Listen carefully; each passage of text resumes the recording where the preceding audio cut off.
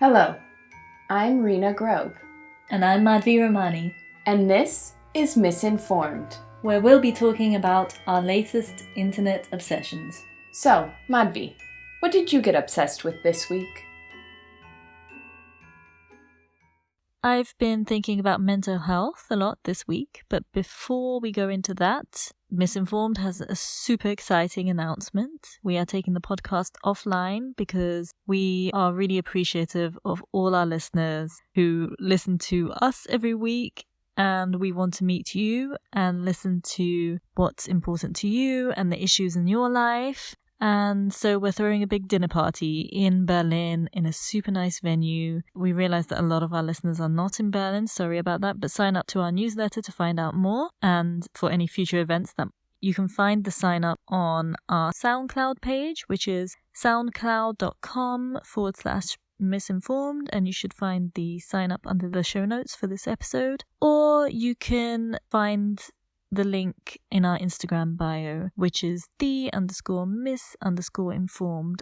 Mental health has been in the news a lot this week. Obviously, there's been Kanye West, and he seems to be suffering from bipolar disease and going through a manic episode. But I was mostly thinking about another performer, Britney Spears, and the hashtag Free Britney, or the Free Britney movement, has really gained a lot of momentum recently. If you don't know what that is, it refers to the fact that Britney Spears, who is 38 years old, is in fact under conservatorship, which means that she's not fully in control of her career or legal decisions. Like, it's very unclear what exactly, the whole deal entails, and she hasn't spoken about it publicly. But a lot of people are concerned about the fact that she cannot make her own decisions concerning her career, financial decisions, anything, without basically talking to her father, who was, until recently, I think, the conservator. Now he's been replaced, right? I think it's her manager now, yeah. Who's a man? He was also a man, yes, this is correct. So the point is, a woman who has been commodified, an entertainer. And when I say she's been commodified, I mean that Britney Spears has been a child star who has been working since the age of 4. She was in the Mickey Mouse Club. Her entire career, her look, her voice even, was manufactured by the capitalist, industrial, patriarchal idea of what she should be. And then in 2007, she was going through, on a very public stage, breakup with a partner and fighting for custody over her children. And she had sort of a breakdown, which I think is kind of fully normal. I also think it's fully normal that at some point she decided to shave all her hair off, because she's been marketed and forced into this role of a blonde, doll-like, childlike person. And she was just trying to break free of that. I can really see the frustration of that. It's not just the fact that she did that with her hair. She also has been referring to herself as a commodity in her work. For example, she released songs like Circus, Piece of Me, Give Me More. On tour, a lot of the time she's in a cage or in chains. So she's expressing some sort of entrapment, and the Free Britney movement is picking up on that, and her fans are concerned that she's kind of trapped. And I was thinking about this in the wider context, because mental health has been used, and that you're crazy, or you don't know how to handle yourself, or you can't work, or you can't do a lot of things because you're crazy, has been thrown at women a lot. Yeah, I was just, before when you were talking about Britney Spears. So according to the World Health Organizations, there are 3 main factors which are highly protective against the development of mental problems. And they are having sufficient autonomy to exercise some control in response to severe events, access to some material resources that allow the possibility of making choices in the face of severe events, and psychological support from family, friends, or health providers is powerfully protected. So basically, if you look at this within the context of Britney Spears, all 3 of these factors that the World Health Organization lists, she hasn't had. She hasn't had autonomy or the ability to exercise control. She hasn't been allowed access to material resources. She hasn't been allowed to make choices. And if indeed her father has sort of had her under his thumb this entire time, well, she's clearly doesn't have the support from her family, friends. Her dad has been using her to make money. I think somebody pointed out that when she was at her lowest, all of a sudden she was doing that, residency in Vegas, which is incredibly draining and stressful. So yeah, she's just another prime example of how a woman has been labeled and controlled through her mental health and abused. To be clear though, neither Britney nor her family have said anything about this, so as far as all of these, speculations and all of this is concerned, it is that. It's purely speculation on everyone's part. I believe that Jamie Lynn Spears, her sister, did release a statement in regards to this. She never confirmed nor denied anything. She just basically said, you guys don't know anything about my sister, you don't know anything about her life, and just asked people to stay away, which... That's true. I think if we put it into a wider context though, women being trapped because they are told that they are too crazy to do things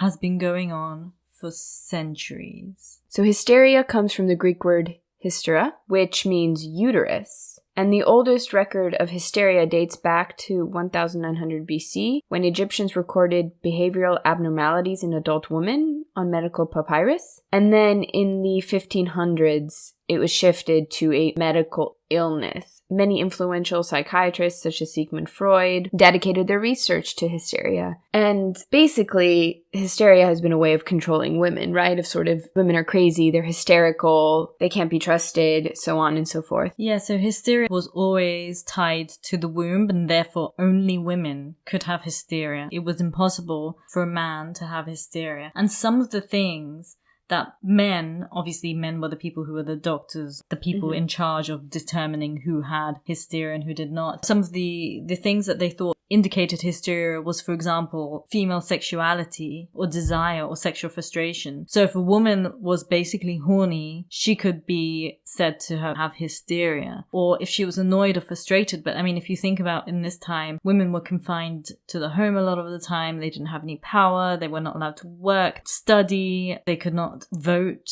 So obviously it's frustrating. And this, instead of being seen as a normal reaction to the situation, like I said, like with Britney, her shaving off her head was symbolic and a normal reaction to her situation. So instead of that, men have always said, well, you're crazy. And this goes on today. So just this week, Democrat Alexandria Ocasio-Cortez, who is a congresswoman in New York, was called crazy, disgusting, and dangerous by Republican Ted Yoho. And she addresses this very calmly in a whole statement saying, this is part of a culture we're in, and women have been called these names forever. And Nancy Pelosi also came to give a statement on what just happened. I mean, he also called her a fucking bitch and stuff, and then he's calling her crazy. I mean, with that kind of behavior, if a woman did that, can you imagine? And Nancy Pelosi, who's been called crazy by Trump, said it's just a common insult that gets flung at women, that they're crazy. If you don't agree with something a man says, you must be crazy. Well, because Freud believes that hysteria was a result of sexual abuse as a child, and that the only way to sort of cure it was to, relive the experience through imagination in a very vivid way, although I think he later contradicted himself. And then he thought that hysteria was the result of repressed childhood fantasies. This is the guy who also said that a woman who has a clitoral orgasm is immature, whereas only a psychologically mature woman can have an orgasm via penetration, which is literally 20% of all women. He knew nothing. But I read a really good... Not to interrupt, but you know what that just says to me? Freud doesn't know where the clit is, and he feels bad about it. He had ego problems. That's such a male ego problem. It's like, if you can't get an orgasm with my penis, it's your fault, not mine. It's your fault. What kind of insecurity, what kind of sort of fucking complex is that? I read a really impactful essay this week. It's in Crab Fat magazine, and it's by Michelle Renee Hopp. It's called The Untreatables. She talks about going to therapy after being raped and what that therapy was, and it was awful. But in this essay, she says, Freud often said, you agree, and therefore I'm right. You disagree, therefore you are in denial, so I am right. And her words are, Freud was like the psychological version of Florida Man. He was very often a lawless swamp of largely ignored horrors. There's a really, really, really good short video from the Huffington Post, actually, where they look at the history of hysteria, and they talk to a doctor, and he, looking back at all the medical records of what doctors diagnose as hysteria in women, he actually thinks it was endometriosis. And that women back in the day, if they would suffer from this terrible pain and, it causes infertility, but basically that this worked against women because if they went to the doctor too often because of pain, people thought there was something wrong with them. But then they went to the doctor because they had pain, but the doctors didn't take them seriously. It's a very male way of thinking, isn't it? Because a man, or I should emphasize, we're talking about cis men here. A man will never understand the pain of having a uterus. And so I feel like a lot of them can't fathom that level of, they can't understand what that's like. So if a woman comes to them and says, oh, I'm having this intense pain in my uterus, keeping in mind all doctors were men, they won't take it seriously because they can't know that pain. The thing is that these women were in real physical pain, but because the men couldn't understand their pain, they wrote it off as, oh, you're just being hysterical because you're a woman. But I think a lot of men use mental illness as a way to just lock women up. So there's a very famous literary work called The Mad Woman in the Attic by Gilbert and Guba, where have you read it? I have not, no. They analyze all this fiction, Charlotte Bronte's Jane Eyre, Mary Shelley, the Brontes, George Eliot, Browning, Rossetti, Dickinson, all of that literature. And they came up with the notion that female characters either embody the angel or the monster. Because a woman is only, in the patriarchal society, allowed to be the angel and exactly manifest how a man wants her to be. If we take the example of Britney Spears, she's virginal, girly, sexy, all of those things. She's infantilized slightly, but she's not given the opportunity to be who she really is. And when she tries to express that, she gets put into the monster category, which is the mad woman category, and she gets locked up. So this idea of splitting, women are often split between what they're supposed to be from the outside, people expect them to be, what they're performing for our culture. And then there's a split because of their inability to express their true selves. And I think this is what causes a lot of frustration, or when women just lose their temper or have had enough, or however that manifests. I think it's a normal reaction against a society that is oppressive. But yeah, it's just categorized by psychiatrists, doctors, the male medical establishment as hysteria. Which, by the way, hysteria, when it was literally, this is a term that was invented they said hysteria was to do with a wandering womb in your body. So if your womb was moving around in your body, it's ridiculous. They used to try to treat that by hanging women upside down from their feet. They were like, oh, it'll just slide back into place if we hang them upside down. They came up with all sorts of insane ways to treat hysteria with absolutely no medical knowledge behind it. And then the other way that men tried to control this was literally by locking people up in asylums and stuff. And it also reminds me of another really good short story. I don't know if you've read it. It's called The Yellow Wallpaper. It's terrifying. It's by Charlotte Perkin Gilman. It's a short story. You can get it for free on the internet. But it's about this woman. She's been told to take rest and recover from her nerves or her hysteria by her husband and all these male doctors. And she's kind of stuck in this room with this yellow wallpaper. But because she doesn't have anything else to do and she's just staring at this wallpaper, she starts seeing the wallpaper move and sees patterns in the wallpaper, and then she becomes convinced that there's a woman, this mad woman, stuck behind the wallpaper that needs to get out. So she starts stripping the wallpaper. It's just fascinating. There's this idea of splitting, one half of you is behind a wall somehow, and the other half is acceptable to society, or is being caged by society somehow. It's really Britney Spears dancing in the cage. It's the same imagery. It's expressing the same angst and the horror of being a woman. And I feel like a lot of other female performers do this. When Miley Cyrus, for example, dressed up as a big baby in BB Talk, everyone was like, what's she doing? She's gone crazy. She's just expressing the fact that women are infantilized all the time. Why do we have bows on our underwear? Why no pubic hair? When you look at Britney Spears, she's infantilized and now she can perform. She can dance and sing, but can she look after her financial stuff? No, because she's a child who's not capable. That's not true. The woman is talented. She's smart. She's fully compass mentis. She's just being controlled and restricted in this way. Oh yeah, and also Nicki Minaj. She's kind of manifested all these different personalities, this Barbie personality, she does different voices, because it's the splitting thing again. I think Katy Perry also had that in an interview where she was saying she created this persona for herself that was one side and then she had this other side, and it's really damaging to women, this just having to present under the male gaze all the time and be one thing to be acceptable in the patriarchal society and then trying to be true to yourself. And performers have it the worst, so we see it really in extremes in performers, but I think we all have that also in life. Miley Cyrus is a super interesting one, because when her first song after she quit Hannah Montana was called I Can't Be Tamed. And in the music video, she was literally a bird in a cage. And the way she presented herself was so completely the opposite of everything she had done up until that point. And I think that you're saying everyone labeled her as like, oh wow, Miley has gone off the rails, because everything she did after Hannah Montana was so hypersexualized. It was so like for shock value. It was so exaggerated. You know, she did the whole cut her hair off and she did the tongue thing and the twerking up on Robin Thicke and all of that. And we all like, what's wrong with Miley? She needs a parent. And it's like, yeah, she's just reacting to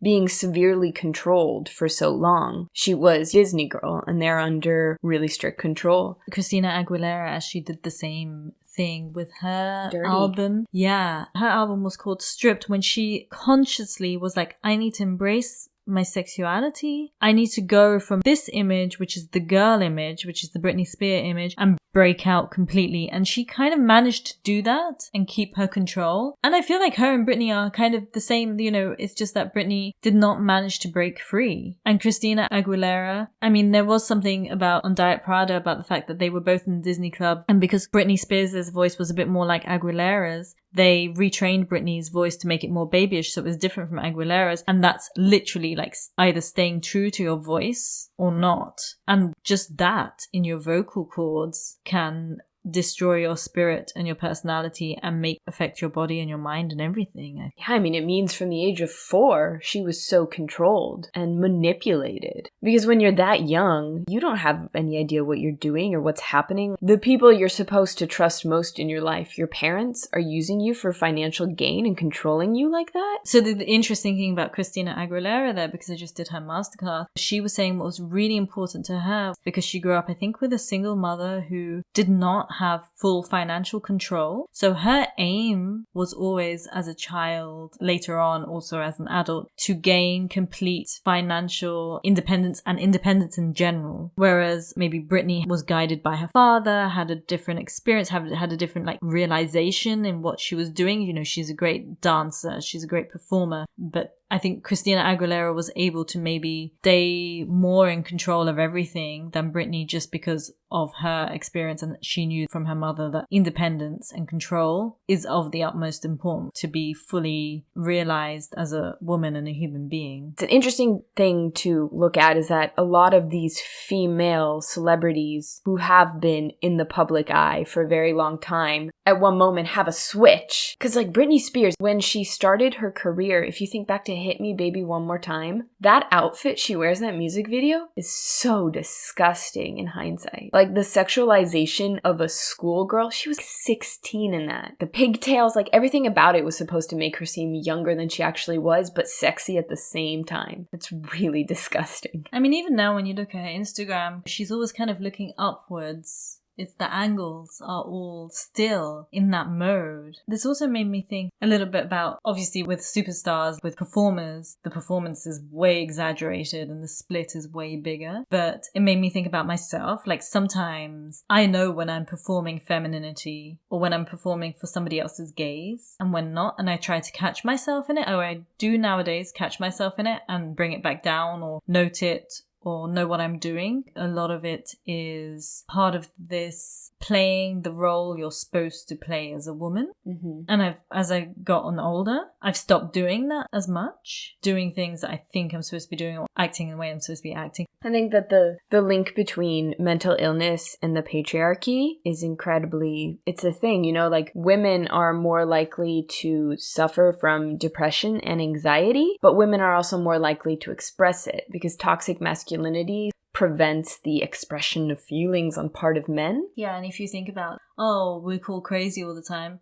how many men kill their wives and their children, like if we're really talking about problematic mental attitudes. But yet we don't really call men crazy. That's not like an adjective that you use for men. It's like there are other words that you when use it comes for, to women. Yeah, you only use for women, but you don't use for men. I can't think. Maybe slut is one of them. Absolutely. Like, women are whores, but men are players. Yeah. I feel like crazy is one of those words that's thrown at us all the time. No, just like men always have crazy ex-girlfriends. Crazy Ex-Girlfriend. Have you seen the show Crazy Ex-Girlfriend? I love Crazy Ex-Girlfriend. It's so smart because she's playing on a trope. Yeah. It's self-referential. And I think when you look at a lot of what is happening like in culture, a lot of stuff is like what you said about Miley Cyrus. They know exactly what they're being asked to be doing, and then they're flipping it, and there are a lot of references. And I think that's why the Free Britney movement has picked up a lot of momentum, because a lot of her followers are saying, well, there are all these hidden signs. I mean, they're not even hidden. It's just symbolic. And Britney on some level is expressing something, right? I mean, if we're going to go back to Britney, whether or not all of these things are true, she's clearly been through some shit. She's not okay. She's not crazy. She's just not okay.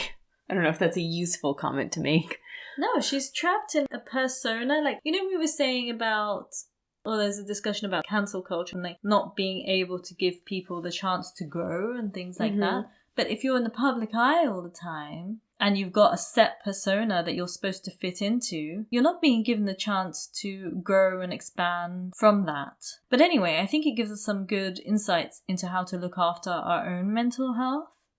I do think there's one, when I was researching for this, I came across something that I thought was really interesting, because I think a lot of the times how we present statistics and what we leave out is super important. And this was actually that, yes, men die more from suicide, but women attempt suicide more. So that actually just means that women are not successful in the suicide. So we tend to present this statistic as being like, oh, men attempt suicide more. But that's not true.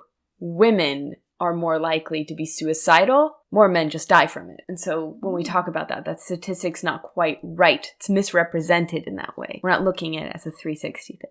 I just think that's because I think that mental health does overwhelmingly affect women. You know, we're more likely to be depressed, to have anxiety. Women are more likely to be diagnosed with eating disorder. And I think that is because of the patriarchy and because we're sort of controlled like that, but it's a double-edged sword, right? What is perceived as a mental illness in society, you're labeled as crazy. And then the things that actually are mental illness are not acknowledged or sort of swept under the rug. Bulimia, anorexia, and all those different kinds of eating disorders it's in the patriarchy's best interest because then we fit into the mold that they want. So, but we have a culture that actively encourages women to not eat. And then the things that are not mental illness are labeled as crazy. Yeah, no, I mean, absolutely women are more depressed because, like, it's hard being a woman. Shit's hard. Yeah, women have just been misdiagnosed for years, I think, and sort of controlled. Yeah, I think in the end of the day, it comes down to control, doesn't it? How do we control women? Also, like, say, for example, because this comes down to, like, with women being called crazy all the time, another aspect is there's gaslighting, right? So a lot of women get gaslighted when they say to their partner, hey, you haven't been paying much attention to me recently, and you've been secretive, are you having an affair? The first thing a man will say is, you're crazy, you're imagining it. And because we're so used to questioning ourselves. Yeah, but I think that's like also the reason why a lot of women stay in relationships, or it takes them a long time to get out of abusive relationships, especially emotionally abusive relationships, because they're always being told that they're crazy and being told to question themselves. In her song Hold Up, Beyonce has this line where she says, what's worse, looking jealous or crazy, or being walked over lately, I'd rather be crazy. Because she's talking about how, like, she knows her husband is having an affair, but if she brings it up, he'll accuse her of either being crazy or jealous. And so she's like, these are the two things I'm left with. Either you perceive me as jealous or crazy, and both are just ways of manipulating and controlling me when I know you're having an affair. Yeah. And the other thing is a lot of times we have to regulate our emotions so much because of fear of being called crazy or too emotional or unhinged and all this stuff. So when you see really powerful women like AOC talking about an issue, they often do it in a very controlled manner because they are being judged also by men, by the patriarchy, and by everyone's expectations of women.